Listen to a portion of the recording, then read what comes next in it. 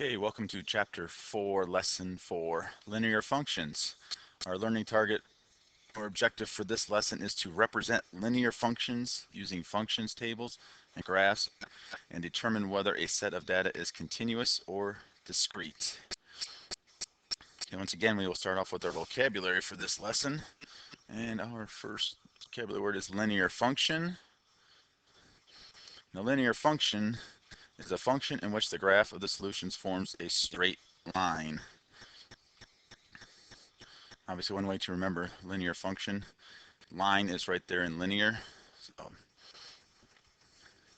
once again, you can pause the video to write down your definition and then press play once you are finished to continue. Our next word is continuous data. Get that out of the way for you. Continuous data can take on any value, so there is no space between data values for a given domain. Continuous data can take on any value, so there is no space between data values for a given domain. After the vocabulary words are done, we will show examples of continuous data and discrete data for you so you can get a better idea of those. Okay, and our last word is discrete data. Discrete data, the space between possible data values. Once again, you may pause the video and restart it once you are done with the definition. Okay, as promised, here's our examples of continuous and discrete data. Continuous data. One example is the number of ounces in the glass. Obviously, when you're pouring a drink into a glass, you're not pouring exact ounces. You're pouring anywhere between 1 to 12, 10 ounces of something, but it's not exact. And also a continuous data example would be the weight of each chocolate chip.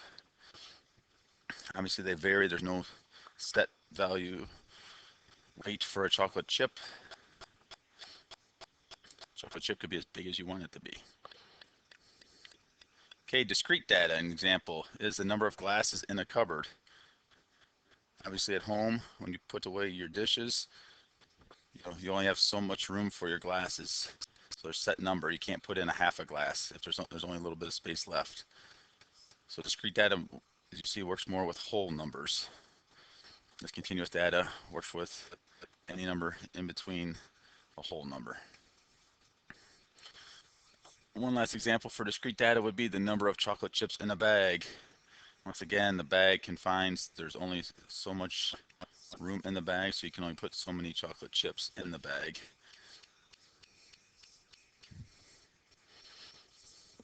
Okay, we're going to move on to our examples for this lesson. Our first example is a real-world example.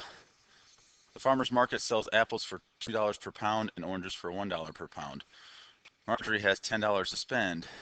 The function y equals 10 minus 2x represents the number of apples, which are represented by x, and oranges, y, Marjorie can purchase. Graph the function and interpret the points graphed.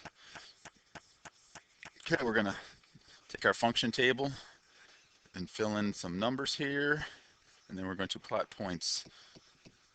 Okay, first we'll look, once again, x is apples.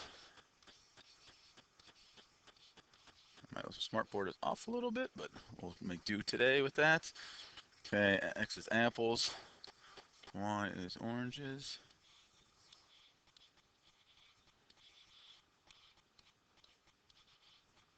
Okay, first half we didn't buy any apples. So we just wanted oranges that day. So, 0 in here, plug in there, we have 10 minus 2 times our 0, where we plug in 0. So 2 times 0 is 0, so that will just leave us 10. And our ordered pair would be 0 and 10. Okay, say we wanted to buy 2 apples. So we'll plug in 2 for our x. Plug it in now 2 into our function. We have 10 minus 2 times 2. Okay, so 2 times 2 is 4. So we have 10 minus 4, which leaves us 6. So we would be able to buy 6 oranges in our ordered pair once again. Take our x, 2, our y is 6. Okay, say we want to buy 4 apples. Mark it. 4. Once again, we plug them into our function. 2 times 4. 2 times 4 is 8. 10 minus 8 is 2, so that would allow us to buy 2 oranges. Our ordered pair then would be 4, 2.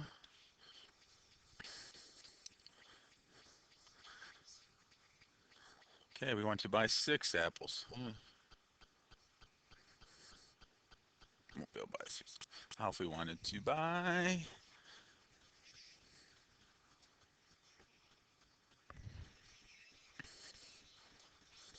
5 apples? Plug it in. 2 times 5 is 10. 10.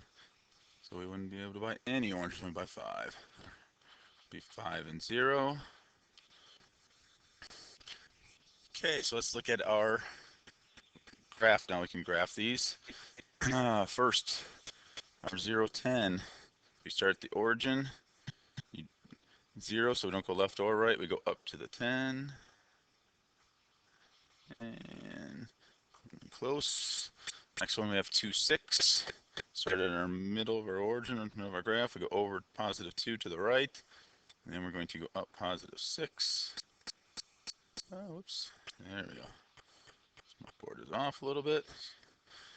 Okay, next one we have 4, 2.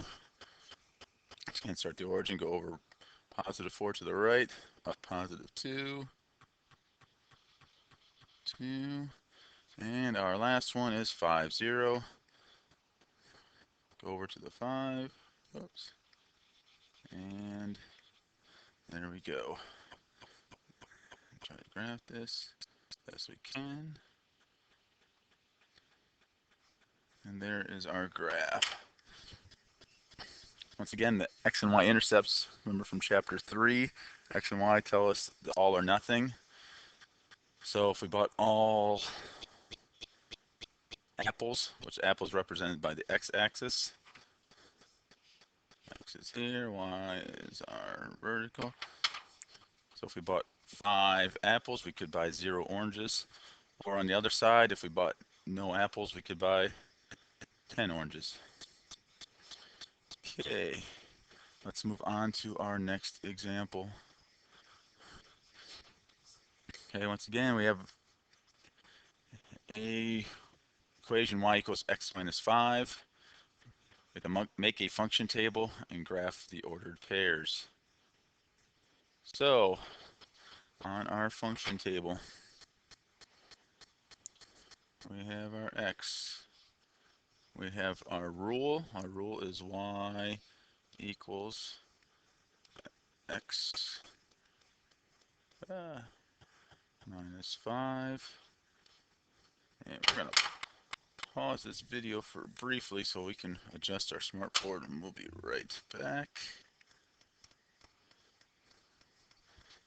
Okay, we're back. Let's see how the adjustment worked here. Let's plug our function table in. So we have our x, we have our rule, y equals x minus 5, and then we have our output, range y. Okay, let's plug in some numbers here. We can plug in any numbers we want. Let's start with, let's plug in a -1. We plug in a -1 for x. Get -1 minus 5. -1 minus 5 is -6. Plug in 0 for x. Plug it into our rule. 0 minus 5 gives us -5. Plug in 1 for x. Plug it into our rule. 1 minus 5 is -4. And our last one, we'll just put in 2. 2 minus 5 gives us a -3. Okay, now I want to graph these. Once again, our x, our input of our domain. and y our output, which is our range. These are our ordered pairs. We have x and y. So we have -1, -6. So we start at the origin, we go over to the left, and since it's a -1, then it's a negative, we go down to the 6. Graph it there. Our next plot is 0, -5. We start at the origin, and we go down to -5. Our next point is 1, -4. Start the origin, go over 1, we go down to -4. And our last one, 2, -3. Once again, start the origin, go over +2 to the right, down -3. There's our last point. And then simply just draw the line as straight as possible, going both directions. And there is your graph for y equals x minus 5. Okay, going to our last example for this lesson. Okay, another real world example. The store sells assorted nuts for $5.95 per pound. Write a function to represent the total cost of any number of pounds of nuts. Complete the function table below. Graph the function. Is this function continuous or discrete?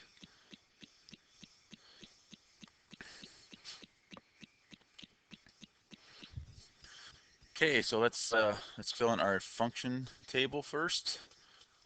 So again, we have our x here, our input. We have our function that we have to write. So write a function to represent the total cost of any number of pounds. So y, once again, is going to represent our total cost. So y equals total cost of any number of pounds. So our cost per pound is $5.95. So we'll have $5.95. And that's going to multiply by x, which is going to be our pounds. X is our pounds. Y is our cost. So there's our function table. Y equals $5.95 times x. And y, once again, will be our total cost. X is the number of pounds of nuts that we're going to buy. Okay, now we're going to fill in the function table now with what gave us 1, 2, 3, 4, and 5. So we'll plug in 4, 5 in there. Okay. So now, once again, we just plug in our x's into our rule. So we have $5.95 times 1, which gives us $5.95. Okay, 2, we're going to plug in $5.95 times 2. You put that into your calculator, you get $11.90. Let's go through this. $5.95. Now we want to buy 3 pounds. Multiply that out, gives us $17.85. Now when you buy 4 pounds of nuts, you're going to pay $5.95 a pound times 4, which will get you $23.80. And our last one, $5.95 times 5, and you get $29.75. As you see, we did not put any negative numbers in there. Obviously, you cannot buy negative pounds of nuts, so that doesn't quite make sense for this.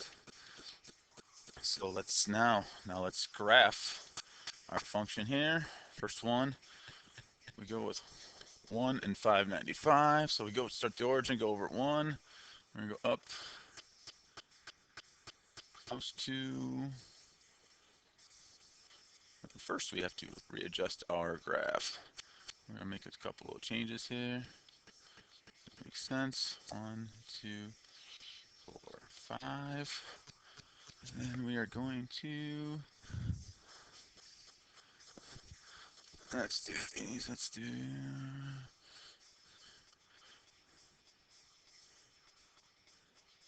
go 5, 10, 15, 20, and 25. That'll get us most of them in there. Okay, now let's go. Here we go. 1 and 595. So it's just going to be a little bit past there. Once again, do your best. It's close enough. Now we're going to graph. That was 1 and 595. That's your first ordered pair. Your second order pair is going to be 2 and 1190. Once again, we're going to go over to the positive, to the right, 2, then up 1190, which would be just a little bit ways past 10. There we go. Next one, 3 and 1785. Go over to the 3. We're going to go up a little bit past the 15 there. Up there. Now we have 4 and 2380. So we're going to go over to the 4, up past there. And our last one, 5 and 2975. We go over to the 5, and that would probably be right about there off the chart. Okay, now we're just going to graph our function.